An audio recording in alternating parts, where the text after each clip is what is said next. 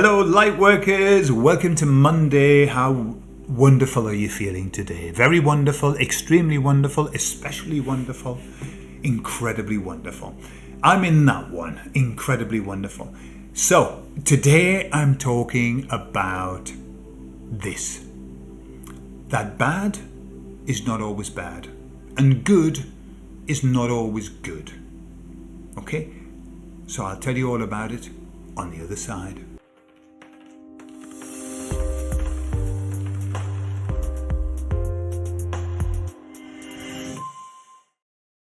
What I'm going to talk about now fits in nicely with a question that somebody's asked of the emissaries that I'm going to talk about later on this week. What do I mean by bad is not always bad and good is not always good? Well, I want to explain that by telling you a little bit about my life. Okay, and I know I've talked about my life, but I want to focus on the good things and the bad things that happened to me in my life. So I was brought up as a Jehovah's Witness.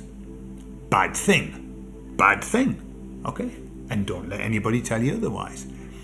However, when I look back on that time, and I look back on what I took from that experience, what I was able to take from that experience, I can only see good that came out of it. Not because the experience was good, the experience was fucking horrible.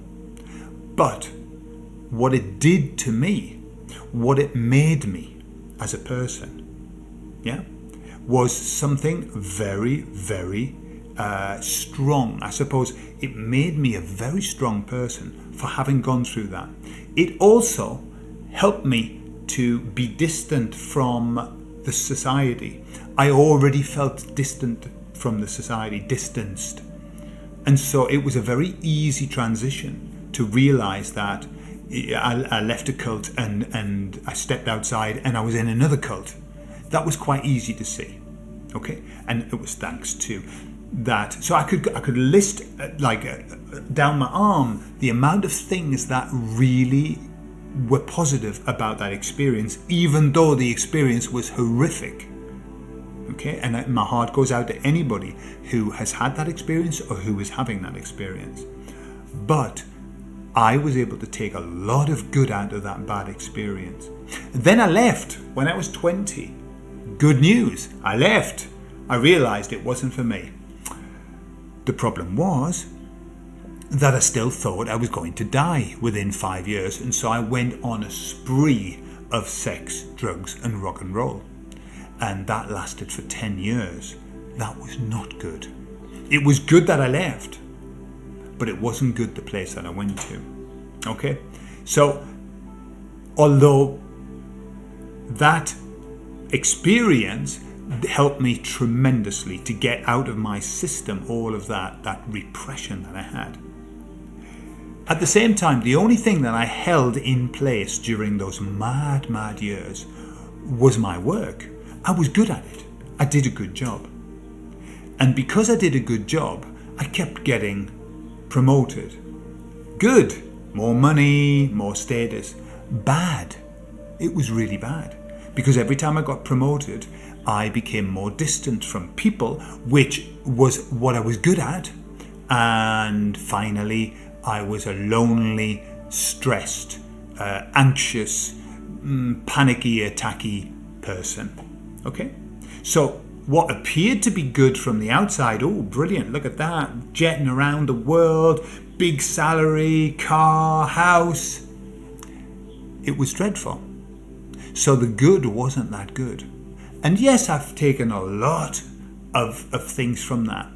But when I look at that, I know that was a very tough time in my life, and it didn't help me in terms of my health, mental health and physical health. They were bad years. Okay? Then I left the business. Finally. Good, yes? No. Because then I joined a pyramid scheme, a network marketing company, because I was so focused on the fact of creating residual income.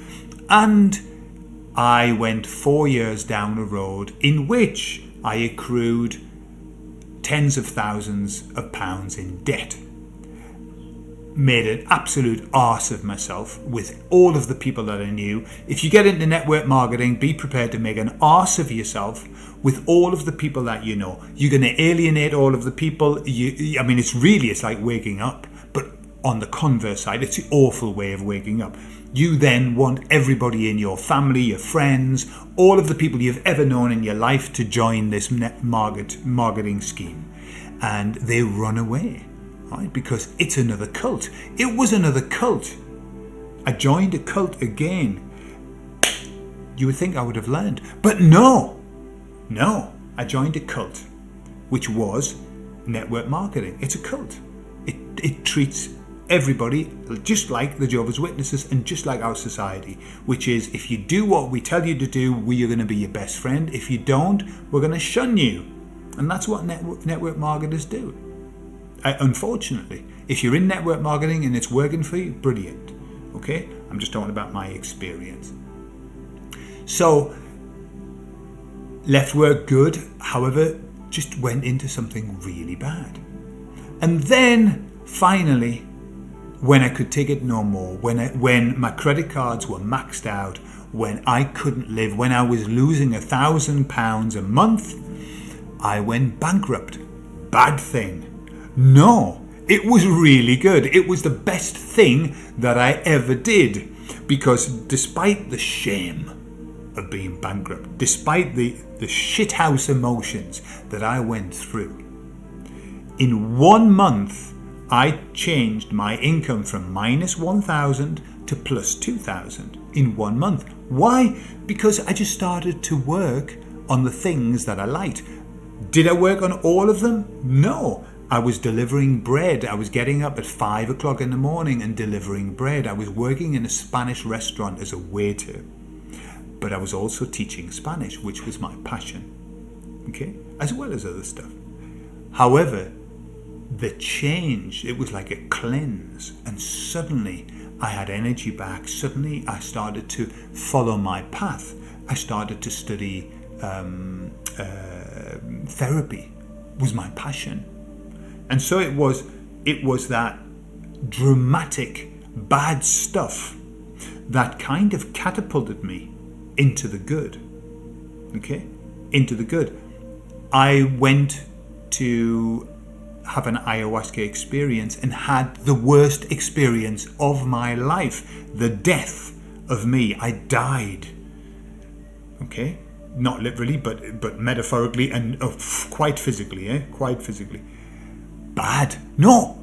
Best experience I've ever had in my life. It changed my life. From that experience, the emissaries came to me. So, what I'm saying is this. If you were going through a bad experience now, for whatever reason, divorce, I got divorced. Yeah, terrible. My wife had an affair. Terrible. Bad. No, really good. If I ever see the man who had the affair with my wife, I know him, Paul, lovely man, I am going to hug him. I'm going to shake his hand and say, thank you for what you did. Okay? So, bad experiences transmute into good experiences, into good situations. This is passing through the fire. Okay? We've just gone through that over the last 2 years.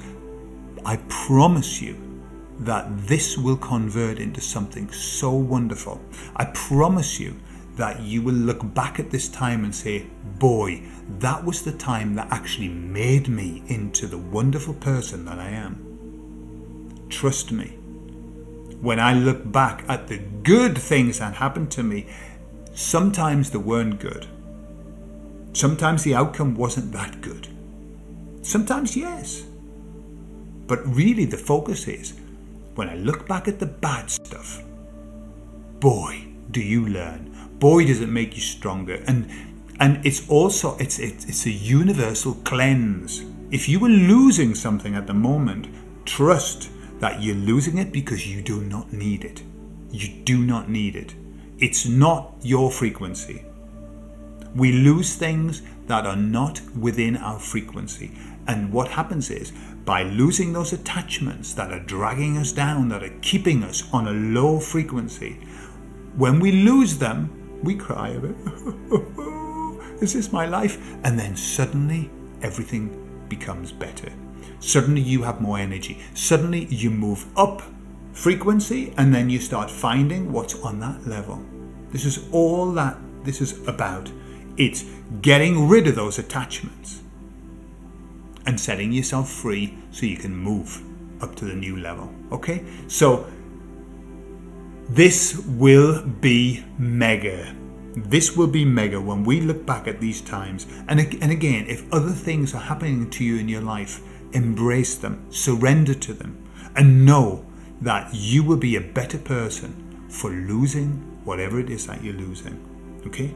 Even if it be friends that you've lost, family members that you've lost, trust me that you're losing them because they are not on your frequency and they've been pulling you down.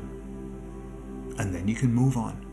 They may catch up. Don't think you've lost them forever, but they have to catch up to you. They have to come up to your frequency, right? The idea of going back down to their frequency isn't an option anymore. Okay? So, there you are. I hope that's helped.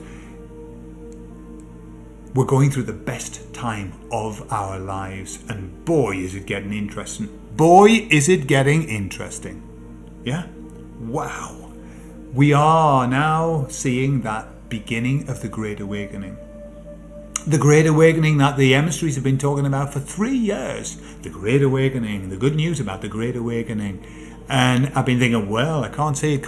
And they've been saying, it's coming, it's just not coming yet. Now it's coming. Now it's happening. Now it's happening. And I'll leave you with this. The people who've been awake for a good while, right? They aren't the ones who are going to be the movers and shakers in this. The people who, the newbies who are waking up now are going to be the ones who are going to make the most noise. They're going to be rattling the cages of everybody because they're the ones who've got the energy, because they're in the pissed off bit. They're pissed off. Okay, we've come through that. We're quite zen, aren't we? Like, 5D, like 5 dimension. I'm really, zen. We're not angry anymore because we passed through. We're in the acceptance stage. These people are in the angry stage. Let them be angry. Let them cause convoys and block off cities and be out in the streets. Whoa! They're the ones with all that energy, okay? Because they're so pissed off, and rightly so. Okay. So I'll leave you with that. Have a lovely day, and I'll see you later on in the week.